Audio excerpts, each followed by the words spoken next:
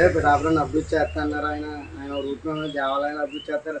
మెయిన్గా పిఠాపురం నియోజకవర్గం డెవలప్ చేస్తారు ఆయన అని ఆ నమ్మకం మాకున్నది.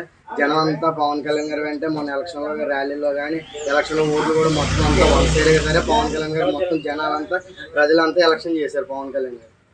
ఇంకొక మెజార్టీ కూడా ఆయనకు వచ్చేసి నాకు తెలిసింది ఒక 60,000 పై మాట కానీ కింద మాట ఉంది.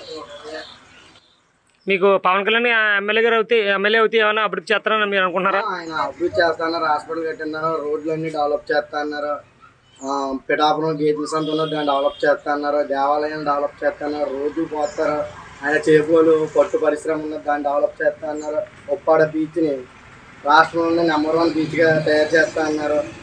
ఇంకా అనేక కార్యక్రమాలు పిఠాపురం రాజుగారి కోటగారి నుంచి కోటగమ్మ జంట నుంచి ఉప్పాడ నేరుగా ఫ్లైఓవర్ పోస్తా అన్నారు.